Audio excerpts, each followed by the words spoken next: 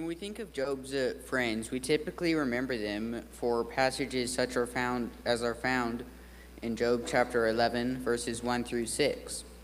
Then Zophar the Naamathite answered and said, "Should not the multitude of words be answered? And should a man full of talk be vindicated? Should your empty talk make men hold their peace? When they mock you, should no one rebuke you? For you have said, my doctrine is pure, and I am clean in your eyes. But oh, that God would speak and open his lips against you, that he would show you the secrets of wisdom, for they would double your prudence. Know therefore that God exacts from you less than your iniquity deserves." We typically remember them for being very mean-spirited and discouraging Job. Although when we look at Job chapter 2, verses 11 through 13, we see a good side of Job's friends. They at least initially came with the intention of comforting him. Now when Job's three friends heard of all this adversity that had come upon him, each one came from his own place: Eliphaz the Temanite, Bildad the Shuhite, and Zophar the Naamathite. For they had made an appointment together to come and mourn with him, and to comfort him. And when they raised their eyes from afar and did not recognize him, they lifted their voices and wept. Each one tore his robe and sprinkled dust on his head toward heaven. So they sat down with him on the ground 7 days and 7 nights, and no one spoke word to him, for they saw that his grief was very great. They came to comfort him. He had lost everything. He had thousands of animals and 10 children, but he lost them all, and he learned about it all in just a matter of minutes. They yet came to comfort him. When we take a closer look at chapter 2 and verse 11, we see that they paid attention. They were listening. They knew what was going on in his life.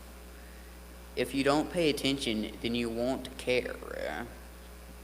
This is something. If you don't know what's going on, then it is literally impossible for you to care about it.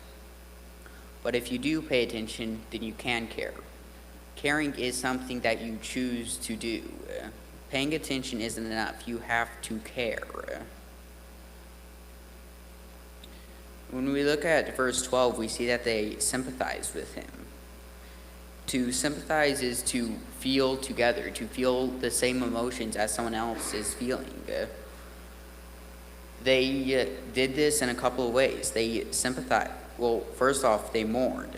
When they saw what state he was in, when they raised their eyes from afar and did not recognize him, they lifted their voices and wept. Each one tore his robe and sprinkled dust on his head toward heaven. They lifted their voices and wept. They shouted and wept. And each one tore his robe and sprinkled dust on his head. These are both signs of mourning. Extreme mourning. They went to the extremes to sympathize. They made themselves miserable. It doesn't say that they changed into clean robes once they were done. They sat down with their robes torn, like Job. They were dirty because they had just thrown dust on their heads. It's really a great show of sympathy.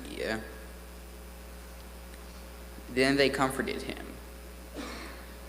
They let Job start. They didn't force anything upon him. They came to him and they were there for him. But they also didn't try and force him into anything.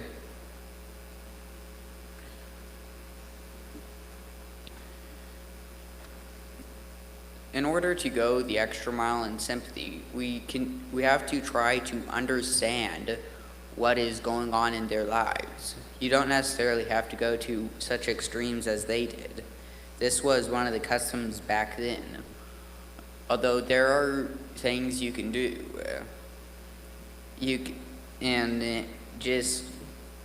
There's a lot of things you can do. It's not bad to put yourself through misery so that you can comfort someone else. You can also go the extra mile in comforting someone. They didn't just say, we're praying for you, and they didn't just bring him some chicken soup. They came there and they dedicated time to him. They dedicated a large amount of time, in fact. They dedicated over a week when you consider traveling. They also understood that his grief was very great. Thank you for your time.